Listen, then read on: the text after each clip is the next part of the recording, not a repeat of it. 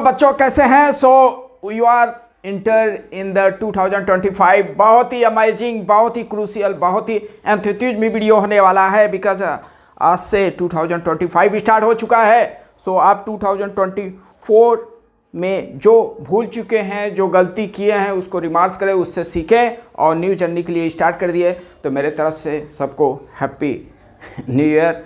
आपका ईयर है बहुत एंथुसियाज्म हो, बहुत ही एनर्जेटिक हो, और अगर आप एस्पिरेंट हैं तो आपका ऐसा ईयर हो कि आप कभी रियलाइज करें, कभी आप 2025 में रियलाइज करें तो आपको फील आए और खुशी आए और चेहरे पे खुशी और निखार होना चाहिए बिकॉज आप टफ वर्क कर रहे हो। Okay, so let's come to the topic. आज के इस टॉपिक में हम लोग रेडिएशन के टॉपिक में डिस्कस कर रहे थे। प्रीवियस लेक्चर में रेडिएशन से टॉपिक डिस्कस किया था। आज भी रेडिएशन से हो रहा है क्योंकि ठंडी चल रहा है, ठंडी में कुछ गर्मी हो जाए। Okay, so Newton's cooling rate, Newton's cooling law पढ़ने जा रहे हैं। क्या पढ़ने जा रहे हैं? Newton's cooling law. ओके, बहुत इंपॉर्टेंट रिजल्ट। तो अब समझते हैं, अगर किसी बॉडी को एनवायरनमेंट में टी टेम्परेचर पे ऐसा रख दे रहे हो, मान लो उसका टेम्परेचर क्या है? थीटा है। थीटा लेट कर लिया, एम्बिएंट टेम्परेचर, बाहर का जो टेम्परेचर हो क्या है? थीटा नॉट है। और थीटा अगर उस बॉडी का टेम्परेचर हाई हो एम्बिएंट इन्वायरमेंट टेम्परेचर से, तो क्या होगा? हीट रेडिएट करेगा, हीट रिलीज होगा। सो स्टीफन्स ने यहीं पे बताए थे जो पावर लॉसेज होता है, जो पावर लॉसेज होता है सिग्मा ई ए और थीटा नॉट क्या है? एम्बिएंट टेम्परेचर क्यूब और डेल थीटा क्या है बेटा? डेल थीटा जो है वो थीटा माइनस थीटा नॉट है। ओके, मतलब डेल थीटा ये बोल सकते हो टेम्परेचर में जो डिफरेंस है, टेम्परेचर में जो डिफरेंस है उसी को मैं डेल थीटा बन रहा हूँ। तो यहाँ से कहीं क्वेश्चन आपसे पूछ सकता है बेटा, एक किसी बॉडी को थीटा टेम्परेचर पे एम्बिएंट टेम्परेचर थीटा नॉट है रख दियो, तो वहाँ पे जो पावर लॉसेज होता है किसके डायरेक्टली प्रोपोर्शनल है? Temperature difference. बी केयरफुल, बहुत इंपॉर्टेंट रिजल्ट है। तो इतना आपको मालूम होना चाहिए। स्टीफन्स के अकॉर्डिंग ये रिजल्ट आया था। सिग्मा क्या है बेटा? स्टीफन कांस्टेंट है, उसका वैल्यू 5.67 इंटू 10⁻⁸। ओके, ये एरिया है, ये इमिसिटिविटी है, वो सरफेस का प्रॉपर्टी है। ओके, तो यहाँ से हम लोग रिजल्ट जनरेट करने जा रहा हूँ। बहुत इंपॉर्टेंट रिजल्ट है। पावर लॉसेज है, ये क्या है बेटा? Power losses. अच्छा, पावर एक तरह से क्या है? वर्क अपॉन टाइम है एक तरह से। तो इसको मैं D Q upon D T let कर लिया, डी क्यू अपॉन में डी टी। क्या ऐसा लिखा जा सकता है क्या? अच्छा, लॉसेज हो रहा है बेटा, मतलब टेम्परेचर क्या हो रहा है? टाइम के रिस्पेक्ट में डिक्रीज कर रहा है, तो इसीलिए हम लोग यहाँ पे साइन क्या माइनस लिख सकते हैं? क्या माइनस? तो माइनस क्या बता रहा है? डिक्रीजमेंट। ओके, और आप पढ़ चुके हो बेटा, अगर टेम्परेचर में वेरिएशन हो उसके वजह से हीट जो होता है वो कौन सा? Sensible heat. दो पड़े हीट, लेटेंट हीट और सेंसिबल हीट। तो टेम्परेचर डिफरेंस की वजह से जो हीट आएगा क्या? M C delta T, D theta ले सकते हैं उसको, डी थीटा अपान में डी टी। क्या ऐसा लिखा जा सकता है क्या? तो मुझे यहाँ से भैया डी थीटा अपान डी टी का वैल्यू निकालना चाह रहा हूँ। तो ये सब पूरा कांस्टेंट है, minus sigma E A theta not की क्यूब अपान में M C into temperature difference. क्या ऐसे लिखा जा सकता है क्या? तो ध्यान से देखो बेटा, ध्यान से अगर देखा जाए, सही नज़र से देखा जाए, तो यहाँ पे जो ब्रैकेट में वो तो सब कांस्टेंट हो गया किसी एक मटेरियल के लिए, किसी एक मटेरियल के लिए कांस्टेंट हो गया। तो डी थीटा अपान में डी टी को हम लोग लिख सकते हो माइनस के डेल्टा थीटा। क्या ऐसे लिखा जा सकता है क्या? बस ऐसे अगर बना काम बना मेरा, ऐसे अगर बना तो काम बना। अच्छा, डेल थीटा का वैल्यू इसी में रख देते हैं हम लोग। तो एक तो यहाँ से लिख सकता हूँ डी थीटा अपान में D T equal to minus K theta minus theta not, ऐसा लिखा जा सकता है। तो आपको रिजल्ट निकालना है, टेम्परेचर कैसे वेरी कर रहा है, टेम्परेचर कैसे वेरी कर रहा है टाइम के रिस्पेक्ट में, वही आपका न्यूटन्स कूलिंग लॉ का इक्वेशन होगा। और बहुत इंपॉर्टेंट रिजल्ट है भैया, बहुत इंपॉर्टेंट। बहुत बार तो डेरिवेशन ही स्कूल में बोल देते हैं, और ये रिजल्ट आपको मालूम होना चाहिए। रिजल्ट कैसे आ रहा है, बैकग्राउंड आपको मालूम होना, बिकॉज वहीं से इंटरमीडिएट में कहीं क्वेश्चन इधर उधर बना के क्वेश्चन पूछते हैं। ओके, तो समझना ध्यान से। डी थीटा अपन डी टी लिखा हूँ, इसको जब क्रॉस मल्टीप्लाई किया जाएगा, मैं ऐसे लिख रहा हूँ, थीटा वाला टर्म लेफ्ट हैंड साइड में लाया तो थीटा माइनस थीटा नॉट हो गया इक्वल टू माइनस के डी टी। क्या ऐसे लिखा जा सकता है क्या? बस भैया इंटीग्रेट कर दो, इंटीग्रेट किए तो काम बना। लेट कर लिया, जब टाइम क्या था? जीरो। क्या था? Time zero. तो उस समय टेम्परेचर क्या था, लेट कर लिया θ1, क्या था θ1। जब टाइम t हुआ तो उस समय टेम्परेचर क्या होगा θ2। तो क्वेश्चन ऐसे बोलेगा अगर टेम्परेचर 70 से 60 हो गया तो इतना समय लगा, तो इतना समय तो उसी में कर लेना, हो जाएगा इसी से। तो इसी बेस पे इक्वेशन जनरेट करने जा रहा हूँ, और बहुत बार दर्जनों बार एग्जाम में आए हुए हैं क्वेश्चन है, बहुत ही क्रूशियल रिजल्ट आने वाला है। और अगर रेडिएशन में कूलिंग लॉ आप नहीं पढ़ रहे हो, न्यूटन्स का कूलिंग लॉ नहीं पढ़े बेटा तो कुछ नहीं पढ़े। तो अब देखो 1/लीनियर आ रहा है, तो 1/लीनियर कभी आ जाए तो इंटीग्रेशन लॉग लिख के बैठ जाना बेटा। लॉग हो गया भैया θ माइनस θ0, और लिमिट भी लगाओगे बेटा θ1 से θ2, सही है इतना, माइनस के dt का integration t, upper limit lower limit तो t आ जाएगा। ये भी सही है क्या, इतना सही है।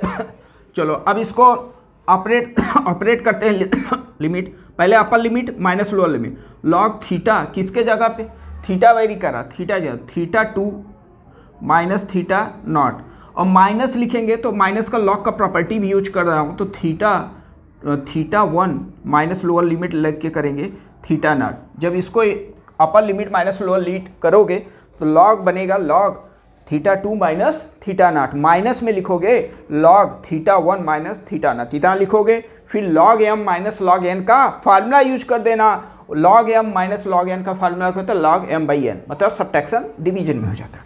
तो इधर बन गया भैया, इसको तो ऐसे ही लिखो। चलो अब इसका मुझे तो थीटा में रिलेशन चाहिए, थीटा का वैल्यू निकालना है, तो क्या करते हैं इसको इंटीग्रेट कर दो, उसको क्या एंटी लॉग लो, क्या लेते हैं एंटी लॉग। तो एंटी लॉग में जो राइट साइड में होता है ई की पावर चला, इसका जो बेस होता है उधर वो जो राइट साइड में होगा पावर में जाएगा, तो कुछ नहीं लिखा हो तो ई नेचुरल बेस चल रहा है, तो क्या लिखेंगे θ2 माइनस θ0 अपान में θ1 माइनस θ0 इक्वल टू ई की पावर माइनस KT। तो यहाँ से थोड़ा ध्यान देना है आपको एंटी लॉग कैसे लिया जाता है। अगर आप फिजिक्स में अच्छा स्कोरिंग करना चाह रहे हैं, कंसेप्चुअल डील करना चाहिए, तो थोड़ा मैथमेटिकली स्ट्रांग करो। अगर मैथमेटिकली आप स्ट्रांग है तो क्वेश्चन को रटने उठने की जरूरत नहीं, बहुत अच्छे से डील कर लो। अगर जिसका मैथ स्ट्रांग नहीं होगा वो हर चैप्टर में डिस्टर्ब रहेगा।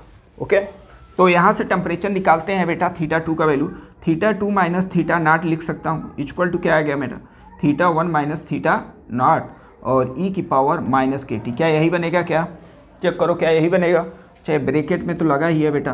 तो यहाँ से आप लिख सकते हो θ2 का जो वैल्यू आएगा फाइनल, एक रिलेशन आपको मिल जाएगा, θ2 का जो वैल्यू आएगा वो कितना आ जाएगा। तो इसको और भी सिंप्लीफाई कर सकते हो, नहीं तो बेटर रहेगा इसी पे ये रिजल्ट याद रखो।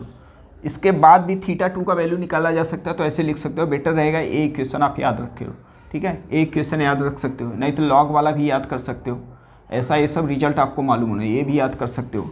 और θ2 का वैल्यू अगर लिखना है तो θ0 यहाँ पे जाएगा प्लस में हो जाएगा, θ0 प्लस θ1 माइनस θ0 ई की पावर माइनस KT, ठीक है ना। तो यहाँ पे एक टेम्परेचर और टाइम में रिलेशन ग्राफ बनता है और बहुत ही इंपॉर्टेंट है, बहुत बार एग्जाम में पूछा है, दर्जनों बार, हो सकता है इस बार पूछा जा सके। तो अगर इस बार पूछा जाता है तो आपका होना चाहिए, और वीडियो बहुत ही आपके लिए हेल्पफुल हो सकता है, ठीक है ना। तो यहाँ पे टाइम है और यहाँ पे क्या है टेम्परेचर, यहाँ पे क्या है टेम्परेचर। अच्छा, जब टाइम जीरो था बेटा, समझना ध्यान से कैसे अब रिलेशन बनना है। जब टाइम जीरो था एक्सपोनेंशियल फंक्शन बनेगा, एक्सपोनेंशियल वाला ग्राफ आप पढ़े होंगे बेसिस में। जब टाइम जीरो था तो ये जीरो ई की पावर 0 1 आ जाएगा बेटा। तो यहाँ पे क्या बनेगा थीटा माइनस θ0 और यहाँ पे प्लस थीटा है, θ0 के यहाँ थीटा मिल जाएगा, मतलब t इक्वल टू 0 पे θ1 से ग्राफ जाएगा, धीरे धीरे क्या होगा डिक्रीज करेगा। यहाँ पे टेम्परेचर होगा θ0, ठीक है ना। अब ये टाइम इन्फिनिटी पे जाके टेम्परेचर क्या होगा आपका धीरे धीरे डाउन होके ख़त्म हो जाएगा, एम्बिएंट टेम्परेचर तक जाएगा। कहाँ तक जाएगा, एम्बिएंट टेम्परेचर तक। जो टेम्परेचर फाइनल होगा वो कौन सा टेम्परेचर होगा, तो फाइनल टेम्परेचर जो होगा एम्बिएंट टेम्परेचर होगा। तो ये भी आपको समझना है, एम्बिएंट टेम्परेचर थीटा। तो आपको ये मालूम होना चाहिए, कहीं ग्राफ ऐसे बहुत इंपॉर्टेंट ग्राफ है, एक्सपोनेंशियल ग्राफ, बहुत बार एग्जाम में पूछा है बेटा। तो कहीं ग्राफ दे दिया और यहाँ पे कहाँ तक ये कूल होगा, तो एम्बिएंट टेम्परेचर तक। मान लो इस बॉडी का टेम्परेचर है 50 और एम्बिएंट टेम्परेचर है क्या 30 डिग्री, तो कूल होता रहेगा, कूल होता रहेगा कब तक, जब तक दोनों का टेम्परेचर इक्वल ना हो जाए। जैसे इस बॉडी का टेम्परेचर 30 हुआ और इन्वायरमेंट टेम्परेचर तो 30 रहेगा ही। ओके, तो अब क्या होगा, हीट रिलीज नहीं करेगा, वहीं पे टेम्परेचर क्या होगा, स्टॉप हो जाएगा। तो इसका मतलब इसके नीचे ग्राफ नहीं बनेगा, ये भी आपको श्योर होना चाहिए। तो अब यहाँ से एक क्वेश्चन बन सकता है, एक ग्राफ से इंपॉर्टेंट था और एक रिलेशन। ओके, अब रही बात, क्वेश्चन एक ऐसा आता है, क्वेश्चन ऐसे बोलेगा कि एक कोई बॉडी है, वो 80 से 70 सेल्सियस डिग्री टेम्परेचर लाने में इतना समय लगा, तो 70 से 60 आने में कितना लगेगा। तो ध्यान देना, जो टेम्परेचर डिफरेंस के डायरेक्टली प्रोपोर्शनल है हीट। ठीक है, तो एक और रिजल्ट आपको लिखने जा रहा हूँ, वो देखो जो रिजल्ट पहले मैं लिखा था उसी से बना रहा हूँ। डी थीटा अपान में D T equal to minus K del theta था, सही है, डेल थीटा। तो इसको ऐसे लिखा, डेल थीटा का मतलब टेम्परेचर डिफरेंस अपान में ऐसे टी लिख लो इक्वल टू माइनस के, और यहाँ पे थीटा माइनस थीटा नॉट लिखेंगे, बट थीटा कौन सा लेना है बेटा, एवरेज टेम्परेचर लेना। एवरेज टेम्परेचर अपान में 2 कर दो और माइनस एम्बिएंट टेम्परेचर। बहुत ही इंपॉर्टेंट रिजल्ट इन सब से। ये तो ग्राफ का क्वेश्चन इंपॉर्टेंट है, और एक्सपोनेंशियल ग्राफ पूछ दिया तो एक क्वेश्चन, बट अगर न्यूमेरिकल क्वेश्चन पूछ रहा है, बोल रहा है इतने टेम्परेचर से इतना हो गया, इतना समय लगा और इतने पे क्या लगेगा, तो यहाँ से आपको निकालना है। बहुत इंपॉर्टेंट क्वेश्चन बोल देगा कि 70 से 60 आने में इतना समय लगा, तो 60 से 50 आने में क्या लगेगा, 60 से 50 आने में क्या लगेगा। तो ये ध्यान देना, ये क्या हो जाएगा, थीटा 1 70 और थीटा 2 क्या होगा, 60 हो जाएगा। टाइम दिया रहेगा, यहाँ से वैल्यू निकाल सकते हो। अब इसी पे बहुत आपको क्वेश्चन मिलेंगे बेटे, बहुत क्वेश्चन आपको मिलेंगे। बहुत इंपॉर्टेंट फार्मूला है ये आपके लिए। अभी आपको जो फार्मूला बताया उसी पे एक अच्छे से क्वेश्चन लेते हैं जो समझते हैं। तो क्वेश्चन क्या है, time taken to cool the body from 80 to 70 degree. ठीक है, 80 से 70 डिग्री जाने में कितना समय लग रहा है, एज 10 मिनट लग रहा है। Then time required to cool the body from 70 to 60 degree centigrade. एक क्वेश्चन है, एम्बिएंट टेम्परेचर आपको दे दिया है यहाँ पर कितना है, 30 डिग्री सेंटीग्रेड। क्वेश्चन में एम्बिएंट टेम्परेचर कितना दिया, 30 डिग्री। एक बार इसको सॉल्व करें आप लोग, एक बार इसको सॉल्व करें, जो अभी आपको फार्मूला बताया गया है उसी बेस पे है। ओके, तो चलो बेटा मैं इसको सॉल्व करने जा रहा हूँ। देखना, बहुत कम समय में इसको सॉल्व किया जा सकता है, और जब आपको इक्वेशन मालूम रहेगा बहुत कम समय में डील कर सकते हैं। जो इक्वेशन बताया था, अभी बोला कि न्यूमेरिकल क्वेश्चन आएगा, तो थीटा 1 माइनस थीटा 2, अभी एक फार्मूला लिखा था, थीटा 1 माइनस थीटा 2 अपान में टाइम इक्वल टू माइनस के average temperature, theta 1 plus theta 2 अपान में 2 माइनस एम्बिएंट टेम्परेचर। यही आपको फार्मूला याद करना है। तो लिख लो, थीटा 1 क्या है, इनिशियल टेम्परेचर, इनिशियल क्या है 80 माइनस क्या लिखेंगे 70 अपान में टाइम 10 मिनट लगा, माइनस के को ऐसे ही लिखते हैं, दोनों का सम करते हैं 80 प्लस 70 अपान में 2 और माइनस एम्बिएंट टेम्परेचर कितना हो गया बेटा, 30 डिग्री। कितना है, 30 डिग्री। क्या सही है, क्या इतना सही है।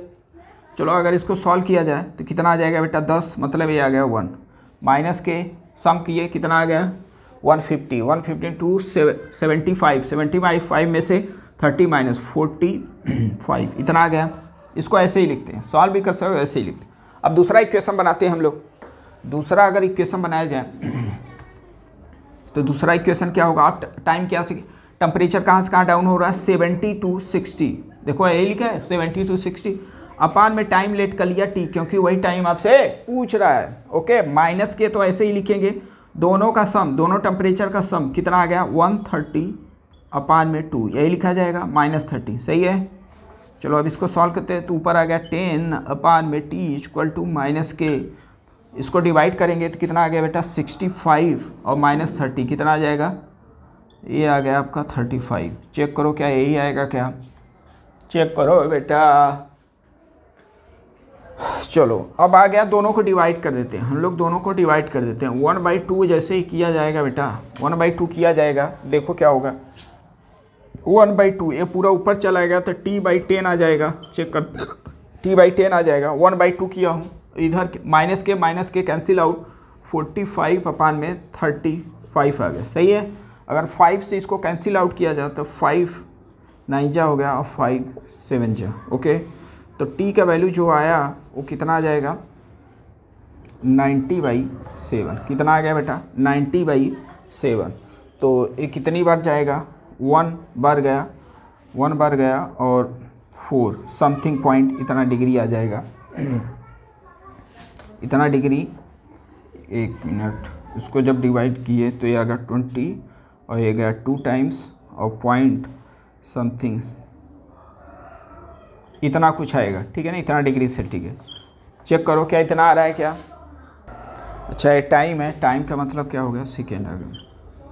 तो एक बार आप ध्यान देखो, तो यहाँ से कंसेप्ट एक मिला, ठीक है, क्वेश्चन आपको फिल करा ही दिया। यहाँ से एक और कंसेप्ट मिला कि जैसे जैसे हम लोग टेम्परेचर जितना एम्बिएंट टेम्परेचर के क्लोज में जाएगा उतना अधिक समय लगेगा कूल में। देखो दोनों में टेम्परेचर डिफरेंस क्या है 10 डिग्री। 80 से 70 जा रहा है, यहाँ से 70 से 60 ही जा रहा है। तो 80 से 70 जाने में 10 मिनट लगा, तो 70 से 80 जाने में देखो कितना समय लग रहा है, 10 मिनट से अधिक लग रहा है। तो जैसे जैसे टेम्परेचर डाउन होगा कूलिंग रेट जो है वो क्या हो जाएगा, स्लो होने लगता है। स्लो मतलब अधिक समय लगेगा, क्लियर है। तो ये भी आपसे एक क्वेश्चन पूछ सकता है, जितना हाई टेम्परेचर पर रहेगा कूलिंग रेट उतना ही अधिक होगा, मतलब हीट लॉसेज उतना ही जल्दी जल्दी होगा। जैसे जैसे एम्बिएंट कम टेम्परेचर के क्लोज में जाएगा हीट लॉसेज जो होगा, टेम्परेचर जो लॉस हो रहा है वो स्लोली होगा। तो यहाँ से क्वेश्चन से एक हम लोग फिजिकल और थ्योरेटिकल एक नॉलेज भी ले सकते हैं। तो इसको प्रॉपर समझे और ऐसे आप देखना नीट में जेई में बहुत क्वेश्चन ऐसे बनाए हैं इसी फार्मूले बेस पे। तो यहाँ से एक सॉलिड आपका फार्मूला और सॉलिड कंसेप्ट और सॉलिड एक मार्क भी अच्छा से आप गेन कर सकते हो, ओके। तो इसको आप ध्यान से देखें और समझने की कोशिश करें और कुछ डाउट हो ज़रूर से ज़रूर कमेंट करें। तो मिलते हैं नेक्स्ट वीडियो में। जय हिंद, जय भारत।